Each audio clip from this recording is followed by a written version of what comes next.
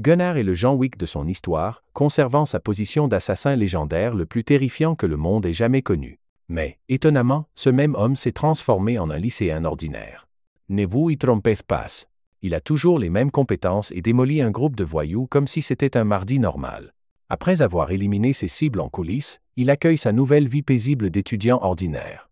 Mais pour en arriver là, revenons à son passé. Ce type est l'assassin le plus fort de tous les temps et était à sa dernière mission pour partir définitivement. Saisissant sa cible, le président Alexandre, il fait preuve d'une vitesse divine, réagissant incroyablement vite aux balles et éliminant tous ceux qui se trouvent sur son chemin. Alexandre savait qu'il n'allait pas s'en sortir vivant et a imploré la pitié. Quand Henri, qui est aussi un assassin et le meilleur ami de Thibaut, a tué le type à sa place. Leur organisation leur a demandé de tuer Alexandre. Alors naturellement, ils abattent le président et terminent leur travail. Peu après le meurtre, Thibaut a jeté un coup d'œil à l'écran du téléphone d'Alexandre et a vu une photo de lui avec sa fille. Il ne voulait plus participer à une vie de meurtre et a officiellement pris sa retraite. Thibaut rentre chez lui auprès de sa bien-aimée Mireille, qui l'attend pour lui préparer un bon repas. Sur le chemin du retour, Henri ne cesse de chanter les louanges de l'expertise de Thibaut et de son incroyable talent d'assassin numéro 1. Bien que tout le monde craigne son nom et sa réputation, Henri pense que cela aide dans leur métier. Il est déjà triste que son meilleur ami prenne sa retraite pour de bon, mais notre gars en a fini de trimer et veut mener une vie normale. Tout a commencé à arriver depuis qu'il a rencontré Mireille, sa petite amie. Il veut vivre une vie paisible avec elle et leur chien, Jean, ce qui lui permet de ressentir une chaleur rare qu'il ne pouvait pas ressentir auparavant. Henri pense que ça va être dur pour un assassin, surtout quand tout ce qu'il sait faire, c'est tuer. Étonnamment, l'assassin impitoyable est aussi un amoureux transi qui veut bientôt demander sa petite amie en mariage. De retour chez lui, Thibaut est élégant et accueille sa nouvelle vie de normalité. Il est nerveux comme un geek, se préparant à rencontrer sa bien-aimée. L'odeur du sang le met sur les nerfs et la terreur plane sur lui. Il veut commencer une nouvelle vie avec Mireille, mais juste au moment où il se précipite à l'intérieur, ses espoirs sont réduits en cendres. Mireille repose dans une mare de sang à côté de son chien. Abattu, il s'approche d'elle, se demandant ce qui a pu causer cela. Sentant Henri juste derrière lui, il interpelle son meilleur ami, qui félicite Thibaut de toujours savoir qui le suit. Malheureusement, l'organisation ne veut pas qu'une personne comme lui vive une vie de retraité, surtout quand il refuse de les aider à atteindre leurs objectifs. Henri pense que Mireille est un problème, c'est pourquoi il l'a tuée, permettant à Thibaut de se libérer. Par la volonté d'Odin, il tue Thibaut juste au moment où il est déjà à terre, regrettant la perte du plus grand assassin. Dans ses dernières pensées, Thibaut réfléchit à la dure réalité. Un homme comme lui ne pourrait jamais connaître une fin heureuse et une vie normale. Et à cause de lui, sa bien-aimée a subi les conséquences des actions d'un meurtrier impitoyable qui a osé rêver trop grand. C'est alors qu'il entend un tas de voix murmurer dans son état inconscient, les dents. Ces voix semblent inconnues, jusqu'à ce qu'il rouvre enfin les yeux. Mais cette fois, il n'est plus Thibaut l'assassin, et il n'est plus en train de mourir à côté de ses proches. Le garçon essaye désespérément de sortir du lit, pris de panique. Sa vision est floue jusqu'à ce qu'il se regarde dans le miroir, réalisant qu'il est quelqu'un de complètement différent. À ce moment-là, celui qui était autrefois l'assassin le plus craint de son époque n'est plus qu'un jeune garçon. On dit à Kaito Fujiwara qu'il a réussi tous ses tests et que son cycle de rééducation a été couronné de succès au cours du mois dernier. Le médecin est heureux d'annoncer que les souvenirs perdus du garçon reviendront également lorsqu'il reprendra sa vie habituelle, impliquant que Kaido a souffert d'une sorte d'amnésie. Bien que ce ne soit qu'une facette de l'histoire. Parce que pour ce John Wick coréen, la dernière chose dont il se souvient est la vision déchirante de sa bien-aimée gisant dans le sang-froid, à côté de son chien adoré. L'homme connu sous le nom de Thibaut, l'assassin le plus mortel qui voulait sortir de la vie sombre qu'il avait menée, a été trahi par son seul et unique ami Henri. La prochaine chose qu'il sait, c'est qu'il est à l'intérieur du corps d'un jeune garçon, sauf que son identité est complètement différente de celle de l'assassin au sang-froid qu'il était autrefois. Il y a beaucoup trop de choses à démêler pour lui, mais pour l'instant, le type a reconstitué un tas de choses pendant son séjour à l'hôpital. Apparemment, Kaito Fujiwara, le propriétaire originel de son corps, a été tragiquement renversé et est devenu une victime de Kamyonkun en allant à l'école. Le garçon a subi une lésion cérébrale mettant sa vie en danger qui a nécessité une intervention chirurgicale immédiate, et après être tombé dans un coma d'1 mois, il s'est finalement réveillé. Sauf que cette fois, ce n'est pas Kaido, mais plutôt Thibaut, qui est sincèrement curieux de connaître le processus de la chirurgie et comment elle a été réalisée. Malheureusement, il n'a aucune idée de ce qui s'est passé peu après sa mort. La dernière chose dont il se souvient est une voix affirmant que le cerveau de Thibaut était parfaitement intact. En recoupant les informations, le gars réalise qu'il s'est fait lobotomiser à la Kenjaku. La confusion l'entoure quant aux détails exacts des suites de sa mort, mais un flot d'émotions le submerge. Le même assassin impitoyable verse des larmes, pleurant la perte de sa bien-aimée et de son avenir heureux. Dans la scène suivante, Kaido est libéré et va voir ses parents. Chloé, la mère du garçon, fond en larmes comme le ferait n'importe quelle mère après avoir vu son enfant rentrer sain et sauf à la maison. Son père, Thierry Fujiwara, est curieusement un artiste de manga qui célèbre également le rétablissement rapide de son fils. La mère du garçon s'inquiète de l'amnésie de Kaido, tandis que son mari essaie de l'assurer que tout ira bien dès qu'il reprendra sa vie normale.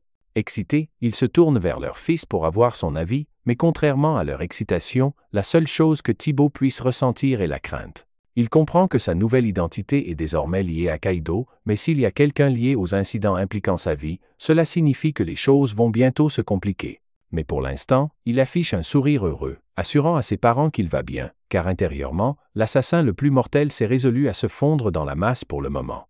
Nous passons rapidement à la partie où ils arrivent à la maison. Kaido est ici en état de choc, réalisant que le gamin est un enfant de riche car cette maison est immense. Il s'avère que son père n'est pas juste un artiste de manga moyen, il a du succès. Le gars a probablement écrit Solo Leveling, ou quelque chose du genre, et oui, avant que vous ne me tombiez tous dessus dans les commentaires, je sais que c'est un manhwa. De plus, sa mère est issue d'une famille de médecins renommés, donc c'est quelque chose aussi.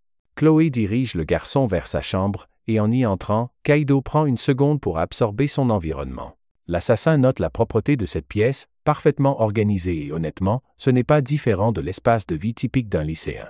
Se souvenant des parents du garçon, il se souvient à quel point ils étaient tous les deux inquiets et venaient fréquemment le voir à l'hôpital. Cela signifie que Kaido est aimé et chéri par sa famille, et cela rappelle à l'assassin le seul et unique désir de sa petite amie qu'il soit heureux. C'est le genre de bonheur que l'assassin n'a pas pu connaître à cause de sa vie. Si quoi que ce soit, l'assassin Thibaut ne veut pas mener une vie qui finit par décevoir les parents de Kaido. Étrangement, il remarque une photo intéressante. Cette fois, il n'y a pas que les parents du garçon, mais aussi une autre famille de 3 personnes. D'après ce qu'il voit, l'assassin comprend qu'il doit apprendre tout ce qu'il peut sur les antécédents du garçon. Le lendemain matin, nous avons un nouveau visiteur. Cette nana se pointe dans une limousine super longue juste pour rendre visite à Kaido, sans tenir compte du fait qu'il n'est sorti que la veille. Il semble qu'elle soit têtue à l'idée de le voir à cause de leur longue histoire. Le père du garçon ouvre la porte et découvre la rayonnante Isolde qui lui sourit. Elle est impatiente de vérifier l'état de son ami, lui demandant ce qu'il fait. Juste au moment où le père du garçon est sur le point de répondre, Kaido jette un coup d'œil et réalise qu'Isolde est la même fille qu'il a vue sur la photo. Sans perdre une seconde, la fille l'étreint fort, lui offrant ses inquiétudes pour sa santé. Chloé est heureuse de les voir se rapprocher comme toujours. Quant à notre garçon, il observe attentivement la réaction de chacun et rassemble les informations selon lesquelles Isolde doit être son amie d'enfance. Elle est excitée et veut l'inviter à l'accompagner à l'école, mais Kaido refuse, réalisant que les antécédents familiaux de cette nana sont encore plus riches que les siens.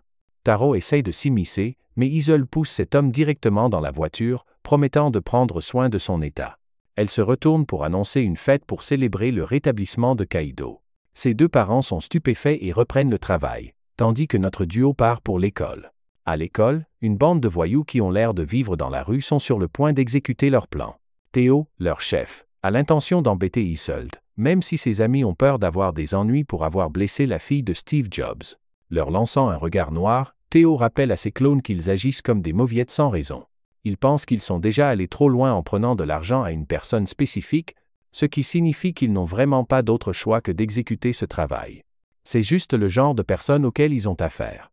Alors qu'ils discutent de leur plan malveillant, l'escorte coûteuse d'Isolde arrive, sauf que cette fois, ils sont surpris de voir un garçon à côté d'elle. Ces sbires expliquent qu'il n'est qu'un type normal, un ami d'enfance d'Isolde qui a eu un accident récemment. En entendant ça, Théo est intrigué et s'approche en souriant sournoisement. Dans la scène suivante, Isolde et Kaito se séparent pour aller à leurs cours respectifs. L'assassin prend un instant pour évaluer sa personnalité, pensant qu'elle est une amie gentille qui prend soin de lui comme une grande sœur. En entrant dans sa nouvelle classe, Kaito goûte à une vie normale, n'ayant jamais fréquenté une vraie école auparavant. Le garçon, qui n'y comprend rien, demande où est sa place, et un camarade de classe est heureux de le voir. Mais le visage du même type passe du sourire à la peur quand il voit Théo, imposant, juste derrière lui. L'abruti intimidant l'agresse, déclarant qu'il n'y a pas de place pour Kaito dans cette classe et qu'il va devoir les accompagner. Peu après, le même groupe l'emmène dehors, tandis que Kaito, toujours aussi perdu, se demande s'il a un bureau ici ou quelque chose comme ça. Se rappelant la façon dont ces types ricanaient tout à l'heure, Kaito sent qu'ils se moquent de lui, surtout maintenant qu'il le dévisage. Énervé, Kaito exige de savoir où est sa place, tandis que Théo et ses larbins trouvent la situation amusante. S'approchant du garçon, le délinquant propose un dilemme au pauvre innocent. S'il se met à genoux et qu'il implore, alors ils seront contents de le laisser tranquille, avec juste quelques coups de poing. Apparemment, ce type l'a mauvaise parce qu'Isolde préfère Kaito à lui. Théo menace même le garçon. S'il ose s'approcher d'elle, il les tuera tous les deux. C'est ironique qu'il dise ça à un genre de John Wick. Kaito prend un instant pour comprendre la situation, déçu de constater que ces voyous sont vraiment ses ennemis. Il est triste, pas pour lui, mais pour sa nouvelle fournée de victimes qui vont se faire démolir. L'assassin ne voulait blesser personne dans le corps de ce garçon, il avait l'intention de mener une vie paisible. Pour un dernier avertissement, il dit calmement à Théo que s'il retire ses paroles, ils peuvent régler ça pacifiquement. Bien sûr, cette remarque met le punk blond mal lavé dans une rage folle, comme s'il avait la diarrhée après un Taco Bell. Débordant de férocité, cet homme charge en avant avec son poing, visant à tuer le garçon d'une seule attaque. Mais mon glorieux roi évalue la trajectoire de l'attaque, considérant ce type comme un pur amateur qui attaque avec un coup de poing minable, exposant 1 million de points faibles. L'attaque est si pitoyablement lente que Kaito n'a même pas besoin de forcer et détruit facilement la confiance de Théo avec un seul coup de poing.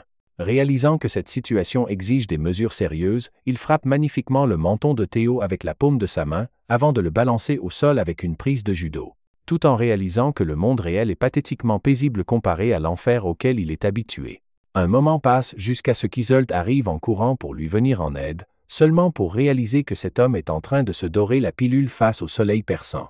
En fait, cet homme n'était pas en danger, il est le danger.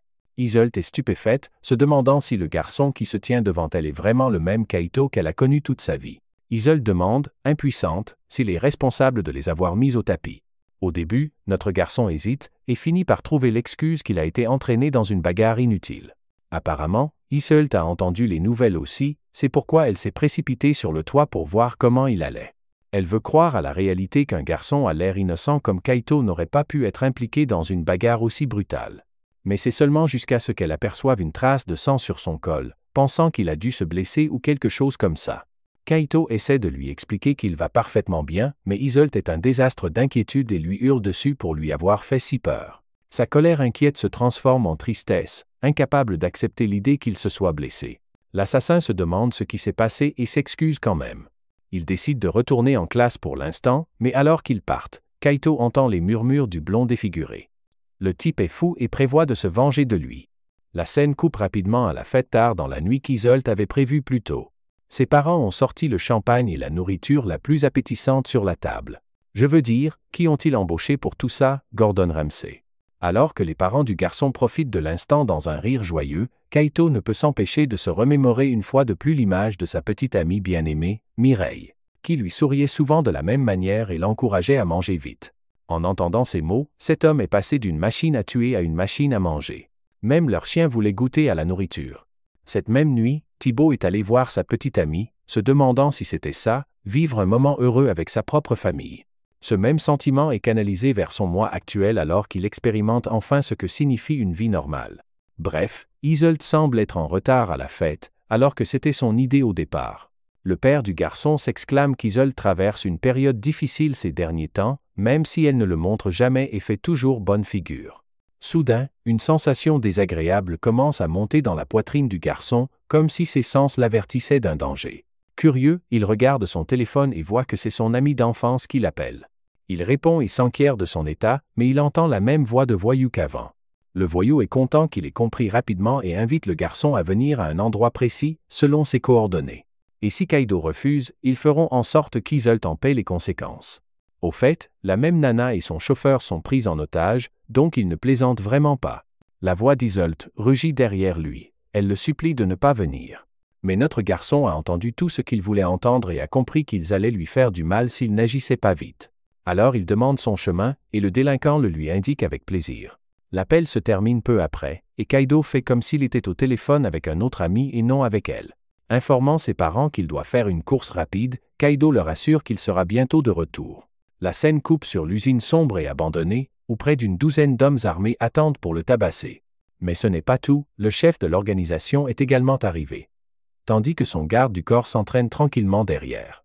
L'homme est furieux que Tetsuya ait pris la peine de l'appeler et lui balance même une canette au visage pour ça. Il essaie de se faire discret et être appelé ici soudainement le met en grand danger. Quoi qu'il en soit, l'ordure révèle qu'il a capturé Iseult afin d'exécuter l'ordre de l'organisation. Apparemment, ils veulent lui soutirer des informations secrètes concernant son héritage. Mais jusqu'à présent, elle n'a pas encore craqué, affirmant constamment qu'elle ne sait rien. C'est en fait la principale raison pour laquelle Tetsuya a pris la peine d'appeler sa meilleure amie, le même gamin qui traîne tout le temps autour d'elle, pensant que s'il menace de lui faire du mal, elle crachera le morceau. De cette façon, il aura réussi sa mission, et en récompense, Tetsuya revendiquera officiellement sa place dans l'organisation. Le chef de l'organisation est d'accord, mais avertit le blond de ce qui arrivera s'il échoue. Vous voyez, Inokami, le monstre de muscles, n'est pas du genre à parler. Les seuls ordres de cet homme sont de tuer, comme il le démontre en lançant un haltère si vite qu'il démolit un putain de mur. La simple existence d'Inokami suffit à faire mouiller le pantalon du blond, car s'il échoue, il sera le prochain. Iseult rugit et empire sa situation en les provoquant, tandis que son assistant essaie de la calmer. Malheureusement, cela conduit Tetsuya à le tabasser, à le frapper avec son pied, enragé que quelqu'un essaie de s'immiscer entre deux. Il dit à ses subordonnés d'emmener son assistant à l'écart et se concentre sur Iseult, lui assurant que si elle ne parle pas, son ami d'enfance va mourir. Même alors, la jeune fille impuissante confirme qu'elle n'a aucune idée de ce dont il parle. Furieux, Tetsuya ordonne qu'on lui amène Kaido immédiatement. En ce moment, ils ont 40 voyous avec des armes, et un ancien mastodonte du catch, responsable de la mort d'un homme sur le ring. Avec ça, il n'y a aucune chance que le gamin s'en sorte. Le blond est absolument certain que Kaido ne dépassera pas Inokami, et qu'à la fin, Iseult finira par tout révéler. La perspective se déplace sur notre garçon, qui finit par trouver son chemin vers l'usine. Dehors, il y a une bande d'idiots qui sont sur le point de devenir ses nouvelles victimes. Passant devant eux avec désinvolture, le garçon ne montre aucune peur, tandis que l'un d'eux reconnaît rapidement que c'est leur cible. Mais il est déjà trop tard car cet homme les démantèle sans effort avec une frappe douloureuse à la nuque, les mettant hors d'état de nuire en un instant. Avec les 3 hommes vaincus, le reste des voyous charge rapidement. Mais c'est leur jour du jugement dernier alors que le lycéen nettoie le sol avec eux, en fourrant l'un des gars dans la poubelle. Avec un regard meurtrier, Kaido avertit les voyous de ne pas entrer dans son champ de vision s'ils veulent continuer à vivre leur vie en un seul morceau. Et oui, le One Piece est réel. De retour à Tetsuya, son patron commence à s'inquiéter que le gamin ne se montre pas, se demandant même s'il a décidé de se dégonfler. C'est un gamin après tout, mais seul le blond minable sait que ce qu'il a combattu sur le toit n'était pas un gamin, mais un démon. Il essaie de raisonner avec son chef, Suo, lui assurant que leur adversaire n'est pas normal. En parlant du diable, ils entendent leurs hommes scander le nom de Fujiwara juste à l'extérieur de l'usine. Iseult est choqué tandis que le blond lâche se terre de peur pour sa vie. La porte s'ouvre en fracas alors que le corps d'un homme est projeté comme une boule de papier, atterrissant juste au pied de Tetsuya. Excité, le maniaque des muscles se tourne pour affronter sa cible. Pendant ce temps, le garçon d'apparence inoffensive rappelle à Tetsuya son avertissement de la dernière fois. Cet homme a du mal à retenir sa force juste pour ne pas tuer ces types. Monsieur Suo est déconcerté, se demandant comment un enfant a pu anéantir 20 voyous à lui seul. Ajustant nonchalamment sa cravate pour un aura maximum, Kaido exige de voir son ami. Les cris d'Iseult résonnent dans toute l'usine, craignant qu'il ne soit venu pour elle. Grâce à sa voix, il sait qu'elle est exactement à 30 mètres devant. Il est content qu'elle aille bien et scrute son environnement à la recherche des hommes hostiles prêts à l'attaquer. En l'espace de ce qui semble être à peine 53 secondes, la vitesse de cet homme balaye la pièce. Choquant le boss avec sa capacité divine alors qu'il élimine tous les hommes autour. Même Tetsuya rampe comme une petite merde, réalisant qu'ils ont déconné et l'ont appris à leurs dépens. La peur de la mort plane sur lui alors que notre garçon attrape Tetsuya avant de serrer le poing, promettant de le faire souffrir un peu. Dans les instants suivants, cet homme lance des coups de poing rapides comme l'éclair, brisant précisément les clavicules, les côtes inférieures et les coudes de Tetsuya. Comme si cette douleur atroce ne suffisait pas, le type le projette contre le mur le plus proche d'une simple poussée. Les hommes de Monsieur Suo sont tous terrifiés et ne veulent absolument pas se faire démolir par notre garçon. Ils veulent s'enfuir, mais il leur rappelle qu'il les paie pour le travail. Suyo commence à réaliser le véritable niveau de danger auquel ils sont confrontés. Leur cible n'est pas un garçon sans défense, mais un monstre. Grâce à son bandeau, Iseult n'a rien vu. Il s'approche d'elle et lui assure que tout va bien se passer. Juste au moment où notre garçon est sur le point de défaire ses cordes, le mastodonte enfonce son poing pour le frapper. L'attaque touche avec un coup violent, tandis qu'Iseult hurle de panique. Suo pense qu'il pourrait réellement avoir une chance de victoire grâce au physique monstrueux de l'ancien catcheur professionnel. Mais malheureusement pour lui, quand la poussière retombe, il est révélé que le coup de poing n'a pas du tout touché. En fait, Kaido a même lancé un contre-coup de pied contre son adversaire, l'arrêtant sur place. Le lutteur maniaque s'en fiche et prépare une autre attaque, mais elle est également redirigée par Kaido, qui enchaîne avec un coup de poing dévastateur dans son visage. Le coup de poing est si brutal qu'il lui brise le nez, et même alors, le lutteur pense que Kaido ne pourra pas le vaincre avec une telle force. Ayant échangé quelques coups avec ce type, l'assassin comprend qu'il a affaire au plus fort du groupe. Et à cause de son physique actuel de lycéen, il lui est difficile de tuer ce type en un seul coup comme il le ferait normalement. Alors à la place, il opte pour une mesure différente. Juste au moment où le lutteur est sur le point de le frapper, notre garçon devient flash et se téléporte hors de sa vue, fixant sa cible sur les côtes d'Inogami. À partir de ce moment, Kaido déchaîne un lourd barrage de coups, tous concentrés sur un point singulier, le mettant à genoux et le frappant jusqu'à ce que le colosse musclé ressente la terreur et soit mis KO. Appelez-le David pour avoir terrassé Goliath. Voyant leur lutteur fou se faire plier comme ça, les 6 hommes restants s'enfuient à toutes jambes. Ce qui est probablement la décision la plus intelligente qu'ils aient prise. Bien que normalement Kaido achèverait ses cibles, en ce moment, il doit s'inquiéter pour Iseult. Il défait rapidement ses cordes et affiche un visage heureux, exprimant sa satisfaction de la voir aller bien. Il assure à Iseult que la situation est sous contrôle et que Kawai, son assistante, va également bien. Bien sûr, ce genre de situation traumatisante n'est pas normal pour une fille comme elle. Ce qui amène Kaido à se demander si elle a peur.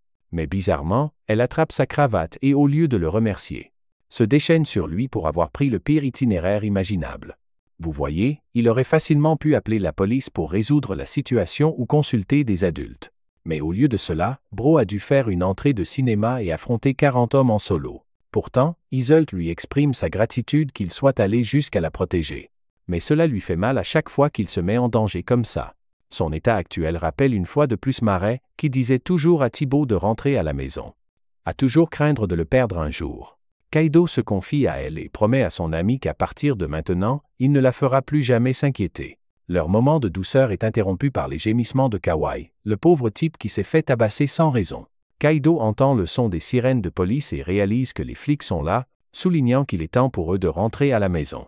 Changement de scène, Suo a à peine réussi à s'échapper, incapable de comprendre comment même le bourrin n'a pas pu arrêter cet enfant monstrueux.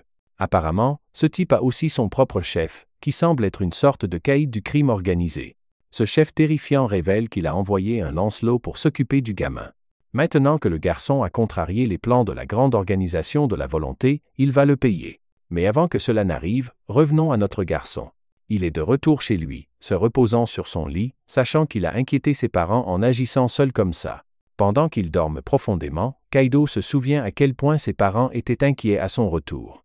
Heureusement, la police ne l'a pas retenu pour l'interroger en raison de son absence d'implication. Quant aux voyeux, leur mission et leur but ultime sont encore ambigus à ses yeux. Et puis il y a le fait que l'homme responsable, Suo, a également disparu après la scène. D'après ce qu'il voit, il pense qu'il y a quelque chose d'encore pire qui se profile dans l'ombre. Alors qu'il court à l'extérieur, il se dit qu'il ne veut plus que personne autour de lui soit blessé. Soudain, une pluie de projectiles est tirée sur lui, le faisant sauter en l'air.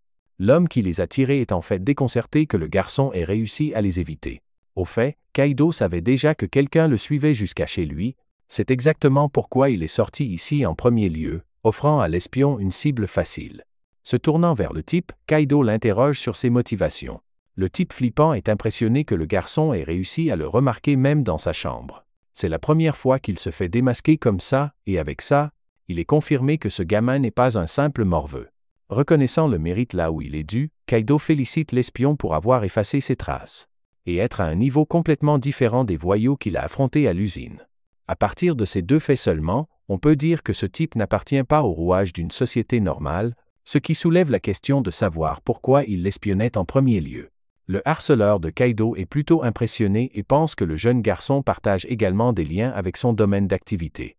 Mais notre garçon fait simple et maintient son identité d'un lycéen ordinaire.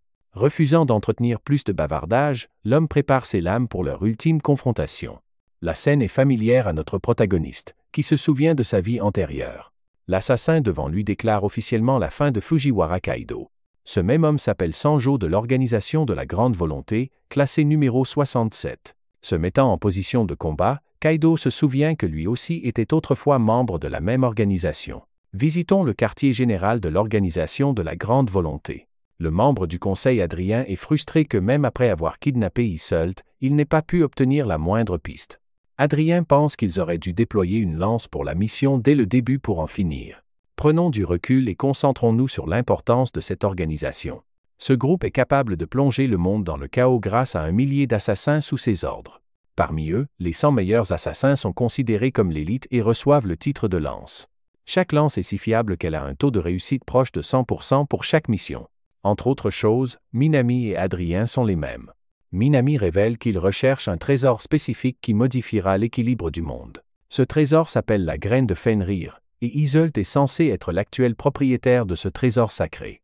Bien qu'il n'ait aucune preuve pour conclure une telle chose, Yeshima révèle qu'il a déjà envoyé Sanju pour la mission. La révélation les choque car avant d'utiliser une lance, il faut la permission d'Odin, mais c'est là le problème. Yeshima a déjà obtenu cette permission. Déjà, ils savent que le garde du corps d'Iseult est une nullité, donc impossible que ce soit lui. Ils en concluent que la situation est plus complexe qu'ils ne le pensent. Ils considèrent leurs ennemis comme une menace et veulent donc les éliminer par l'intermédiaire des lances. Ce qui nous amène sur les lieux du combat, où Kaido réalise qu'il a affaire à quelqu'un de la même organisation. La posture de Sanju est parfaite et difficile à déchiffrer, ce qui témoigne de son statut d'élite en tant que lance. Cela confirme aussi les pires soupçons de notre héros. Tout ce qui arrive à Iseult est en réalité contrôlé par l'organisation en coulisses. Ce n'est pas une simple histoire d'héritage, mais quelque chose de plus grand. Sanju observe rapidement la posture du garçon et remarque qu'il n'est pas du tout un lycéen. Le gamin est intrépide et se sent à l'aise quand une arme est pointée sur lui.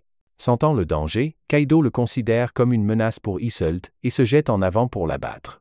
Les premiers coups de poing sont esquivés avec désinvolture par l'assassin expert. Celui-ci remarque que le gamin est incroyablement rapide et vise avec précision ses points faibles.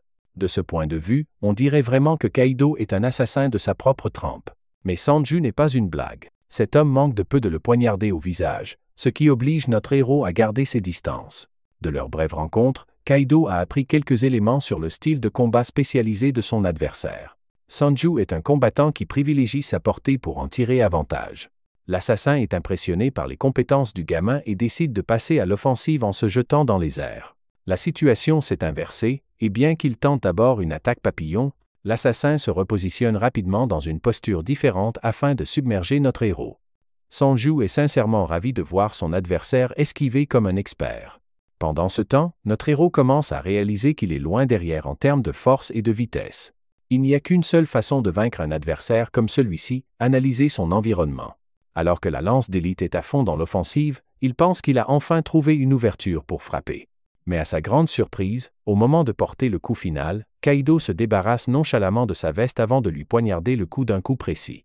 Étonnamment, la lance a réussi à l'éviter de justesse et à riposter d'un coup.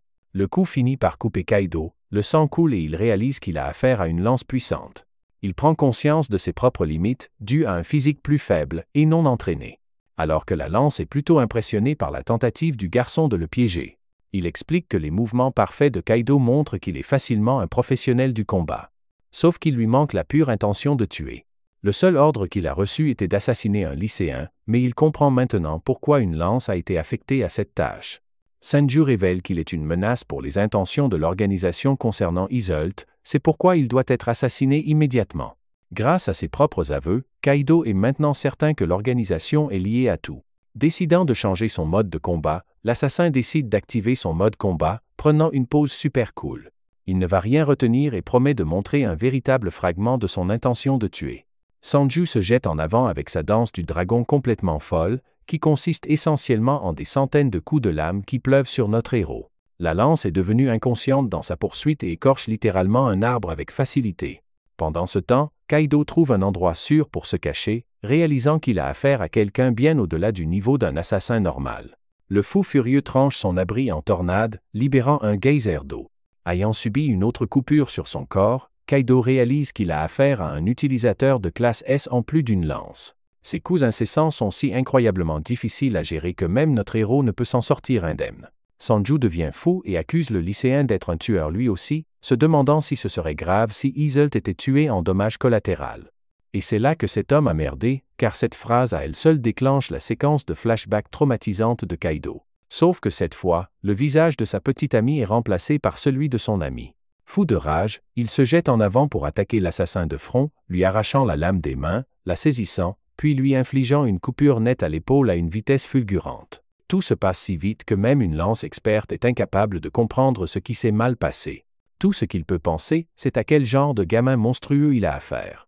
Notre héros refuse de revivre la culpabilité et la souffrance qu'il a ressentie la dernière fois, c'est pourquoi il promet de protéger Isol de sa vie.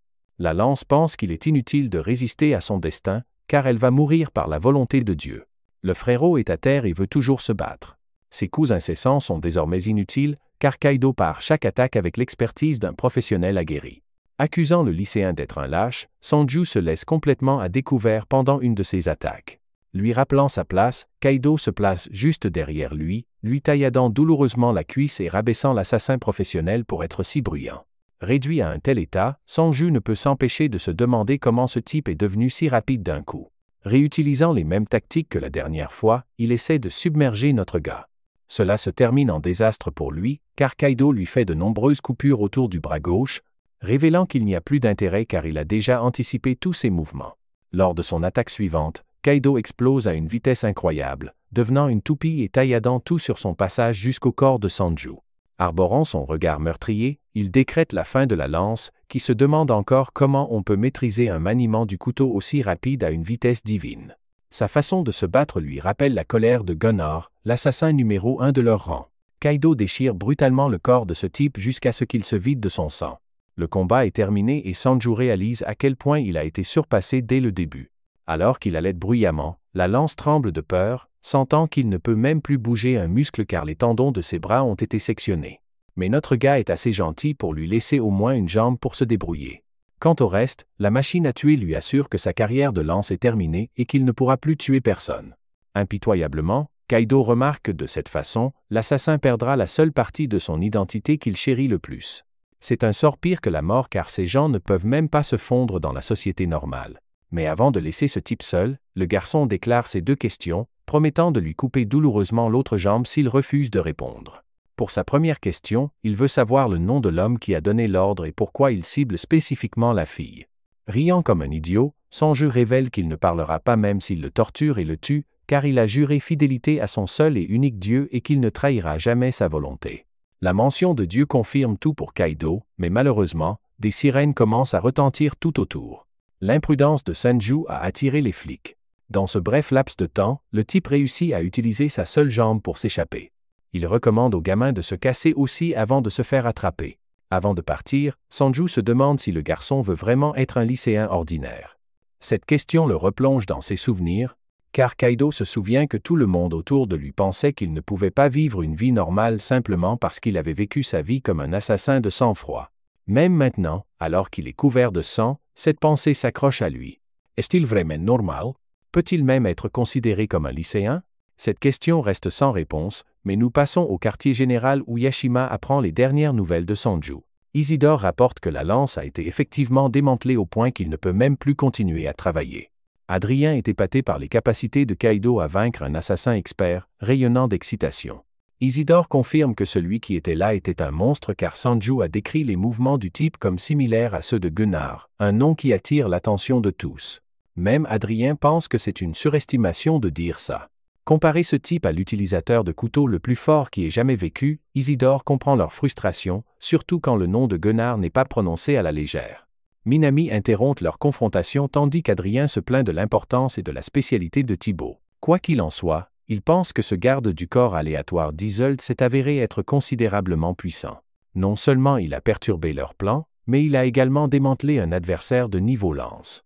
Avec ce développement, Yashima et les autres ne peuvent plus attendre. Tout cela laisse Yashima s'interroger sur le mystère derrière Kaito Fujiwara. En parlant de notre gars, il retourne dans sa chambre et se soigne en secret. Il traverse une petite crise d'identité, sachant qu'il est censé être un lycéen ordinaire au lieu d'un assassin comme il l'était avant. Malheureusement, il doit aider Isolde à échapper au regard de l'organisation. Et puis il y a le fait qu'ils le cibleront encore plus maintenant qu'il a vaincu une lance. Avec un corps comme ça, il sera perdu, alors Kaito a l'intention de se mettre au travail et de redevenir fort. S'il doit préserver cette vie paisible, Alors il doit tout faire en son pouvoir pour s'assurer qu'elle reste en sécurité.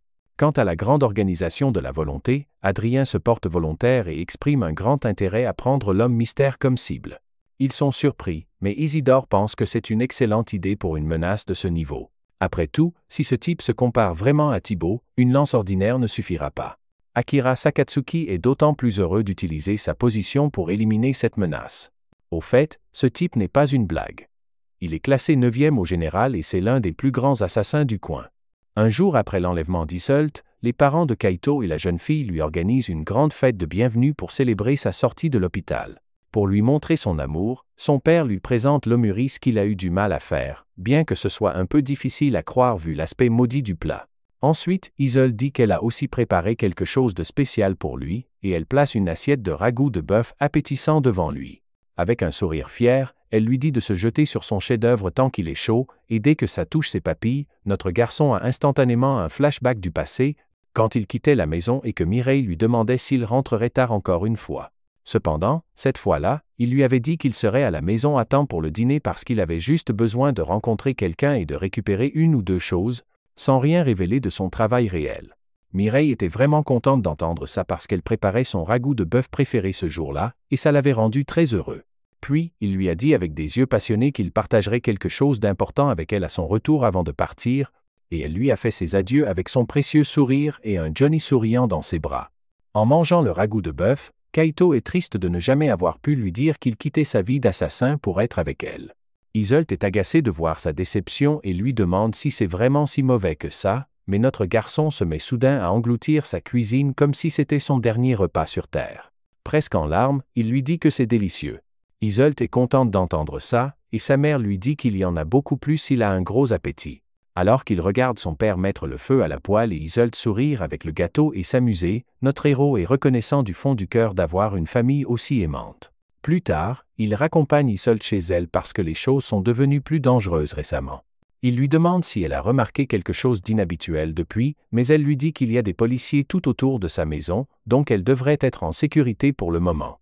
Confus, Kaito lui demande pourquoi son majordome n'est pas avec elle, et elle dit qu'elle lui a personnellement demandé de rester à l'écart parce qu'il est tellement ennuyeux qu'il est impossible de s'amuser avec lui dans les parages.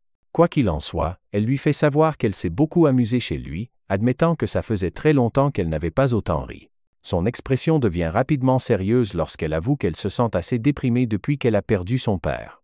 En entendant ça, notre garçon est complètement bouche bée, et Iseult réalise qu'elle ne lui en a pas encore parlé parce qu'elle ne voulait pas aggraver son amnésie avec un tel stress. Elle dit que c'est arrivé il y a environ 2 mois, en même temps que l'accident de voiture qui l'a plongée dans le coma. Kaito réalise que c'est pour ça qu'elle était si émotive à l'idée de le perdre aussi à l'époque, mais elle est restée forte et n'a jamais laissé transparaître ses sentiments tristes en les cachant derrière sa personnalité joyeuse. Notre garçon s'excuse de lui avoir causé des soucis, mais Iseult lui dit que ce n'est pas grave et souligne qu'il n'a pas changé d'un iota, ce qui le surprend. Puis, elle pense qu'il a un peu mûri, mais même quand il était petit, il avait l'habitude d'être imprudent et de se battre avec des enfants beaucoup plus grands que lui chaque fois qu'il harcelait Iseult, même s'il savait toujours qu'il ne pouvait pas gagner. C'est comme ça qu'il est venu la chercher quand elle s'est fait enlever, mais elle n'a pas pu voir ses mouvements incroyables parce qu'elle avait les yeux bandés. Iseult devient suspicieuse et lui demande comment il l'a sauvée exactement. Notre garçon esquive la question en disant que tous ceux qui l'ont vu ont eu tellement peur, ce qui est techniquement arrivé après qu'il ait détruit leur camarade comme un monstre. Ce qui rend Iseult encore plus dubitative. Pourtant, elle pense que ça n'a pas d'importance tant qu'il est assez courageux pour venir la chercher dans une situation difficile. Iseult avoue qu'elle était terrifiée quand les gangsters la menaçaient, elle et Kawai, mais quand elle a vu son visage briller plus fort que le soleil du matin, elle était sincèrement heureuse. Pour ça, elle le remercie. Et étant aussi suave qu'il l'est, notre garçon lui dit qu'il la sauvera peu importe le nombre de fois qu'elle aura besoin de lui, la faisant rougir plus qu'une tomate mûre. Après ça, la jeune fille confuse lui crie de se rapprocher et sort son téléphone pour prendre un selfie mignon avec lui. Fière de la bonne photo, elle dit qu'elle va en faire son fond d'écran pour se souvenir de cette journée incroyable, sans se rendre compte que ça pourrait lancer des rumeurs bizarres à l'école. Cependant, Iseult murmure que ça l'aidera aussi à passer à autre chose. Et en voyant Kaito capable de s'inquiéter pour elle sitôt après son accident qui a changé sa vie, elle est inspirée pour enfin cesser de s'accrocher à la mort inattendue de son père. Notre garçon sourit en réalisant qu'Iseult se débat tout comme lui, et ça le motive à protéger encore plus son précieux ami d'enfance. À ce moment précis, il est choqué quand elle sort son téléphone et lui montre la photo de son père. Son âme quitte presque son corps quand il reconnaît qui est son père, et il confirme si l'homme est vraiment son père, ce à quoi elle répond que son amnésie doit être grave, parce que son père a toujours été si gentil avec lui. Avec une expression sérieuse, elle mentionne que beaucoup de gens autour d'elle disaient du mal de son père, mais il a toujours été gentil avec elle, et c'est pourquoi elle l'aimait du fond du cœur. En regardant la photo du père d'Isole la portant sur son dos, Kaito se souvient avoir vu exactement le même fond d'écran auparavant quand il a terminé sa dernière mission. Ça blesse chaque fibre de son âme quand il réalise que c'est lui qui a volé le père d'Isolde. Voyant à quel point il est triste, Isolde lui demande pourquoi il est devenu si silencieux tout d'un coup, tandis que Kaito assimile tout, se tenant devant la fille du président du groupe Alexandre, l'homme qu'il a assassiné de sang-froid. Il essaie de rationaliser, en pensant qu'Henri est celui qui a appuyé sur la gâchette et qu'il n'aurait pas accepté la mission s'il avait su que c'était son père. Mais, il se sent coupable parce qu'il a aveuglément suivi les paroles de la grande volonté selon lesquelles le président Alexandre avait trahi l'organisation et devait donc être éliminé. Il se sent encore plus mal parce qu'il n'a rien ressenti à l'époque, et maintenant il a mis Isolde en danger aussi, alors il envisage de lui dire qu'il était autrefois un agent de elle. Il serre les dents, rongé par la frustration, toujours incapable de prendre une décision finale. Le lendemain à l'école, il s'assoit discrètement à son bureau tandis que toutes les filles de la classe papotent bruyamment à propos du nouvel élève transféré, espérant que ce soit un beau gosse. Au final, notre héros décide de ne rien dire à Isolde, car l'organisation ne cessera pas de le traquer juste parce qu'il a mis une seule lance hors service. Son seul véritable choix est donc de continuer à la protéger à tout prix. Juste à ce moment-là, le professeur annonce l'arrivée d'un nouvel élève transféré. Quand ce dernier demande la permission d'entrer, notre héros reconnaît instantanément sa voix et le fixe, incrédule. Un simple regard sur ce garçon aux cheveux roses et à l'air joyeux suffit à lui faire se demander ce qu'une des lances divines pourrait bien faire dans son école. Se souvenant du dernier psychopathe qui lui en voulait, il a la confirmation que la grande volonté a envoyé celui-ci en réponse directe à son interférence avec l'enlèvement d'Isolde. Soudain, le garçon se tourne vers notre héros et transperce son âme d'un regard froid et impitoyable, déclarant ouvertement qui est sa cible. Il ne fait aucun doute que ce morveux aux cheveux roses est Adrien, l'une des 12 lances divines de l'organisation, nom de code Bident. Quelque temps plus tard, pendant le cours de PS, la foule s'emballe pour leur nouvel élève transféré, alors qu'il parvient tranquillement à marquer un autre panier. Les filles sont folles du garçon aux cheveux roses, tandis que son coéquipier est sincèrement surpris qu'il parvienne à sauter si haut malgré sa petite taille. Makoto fait comme si de rien n'était en disant que c'était une super passe et motive son équipe à marquer un autre panier, tandis que l'équipe adverse est irritée que l'élève transféré soit déjà stupidement populaire auprès des filles. Pendant ce temps, Kaito ne baisse pas du tout sa garde, car il trouve étrange que la lance n'ait toujours pas fait un seul mouvement et se demande ce qu'il peut bien planifier. Vous voyez, les lances sont un groupe d'élite des 100 meilleurs assassins, chacun ayant un numéro attribué, et parmi eux, les 12 meilleurs sont connus sous le nom de lances légendaires, qui sont commandés par leur chef suprême, Oden. Chacun de ces assassins incroyablement surpuissants possède des capacités extraordinaires qui rivalisent avec celles de 1000 hommes. En matière d'assassinat, ces personnes peuvent facilement piétiner l'armée d'une nation entière. Ces guerriers d'élite ne sont déployés que pour les missions les plus critiques, ce qui amène Kaito à la conclusion que cela ne peut signifier qu'ils sont déterminés à cibler Isolde. Kaito baisse les yeux, triste, alors que les douloureux souvenirs de sa dernière mission le frappent, et il en déduit que les assassins doivent en vouloir au trésor secret que le président aurait volé. Il n'arrête pas de se demander si, au cas où Adrien déciderait d'agir dans cette école, il pourra vraiment protéger la vie de tout le monde ici, y compris son ami d'enfance, avec son corps actuel de lycéen. Quelque temps plus tard, tout le monde retourne dans sa salle de classe, mais les élèves n'arrêtent toujours pas de s'extasier sur Makoto et continuent de le supplier de se joindre à eux pour un karaoké. Il a un succès instantané auprès des filles, qui commencent à craquer encore plus pour lui lorsqu'il révèle qu'il a un peu pratiqué le basketball aux États-Unis. Pendant ce temps, notre héros observe la situation de loin et se rend compte qu'Adrien ne passera pas à l'action aujourd'hui, et il se fait une note mentale de rester sur ses gardes demain. Juste à ce moment-là, il entend Isolde l'appeler et lui demander s'il peut aller quelque part avec elle après l'école. Notre garçon rejette instantanément son offre sans même l'écouter, insistant pour qu'elle rentre directement chez elle pour la journée. Cependant, sorti de nulle part, une main se pose sur son épaule, et Makoto apparaît derrière lui pour saluer la jeune fille joyeusement par son nom, ce qui déclenche instantanément toutes sortes de signaux d'alerte pour Kaido, qui comprend qu'il en veut sérieusement à Isolde. Makoto se présente, mais Isolde souligne qu'il est déjà assez célèbre en tant que nouveau mec canon de toute l'école, et elle lui demande comment il connaît même son nom puisqu'ils ne se sont jamais rencontrés. L'élève transféré joyeux lui dit avec un sourire insouciant qu'elle est la lycéenne qui a hérité de la fortune du groupe Alexandre, ce qui la prend complètement au dépourvu. Elle devient soudain un peu déprimée tandis que Makoto continue, disant que son père est redevable au président, il a donc reçu l'ordre de veiller sur elle, mais quand il essaie de l'inviter quelque part, notre garçon intervient soudainement et prétexte qu'il s'est blessé au doigt pendant l'entraînement et qu'il doit en fait aller à l'infirmerie. Notre garçon lui lance un regard noir, ce qui le convainc de jouer le jeu, et les deux garçons se séparent dissoltes. Elle se retourne avec un sourire et remercie Kaido de l'avoir protégé une fois de plus des phénomènes. Quelques instants plus tard, alors que les deux se tiennent sur le toit, Makoto admire la vue et s'extasie sur la merveilleuse période de la jeunesse d'un lycéen. Il se retourne ensuite vers Kaido et lui demande en plaisantant s'il l'a amené ici pour lui avouer son amour ou quelque chose du genre, mais notre garçon continue de lui faire la tête. Makoto en rit simplement et poursuit en disant qu'Iseult est honnêtement assez mignonne de près, mais il dit qu'il n'arrive pas à croire qu'elle soit la fille du président.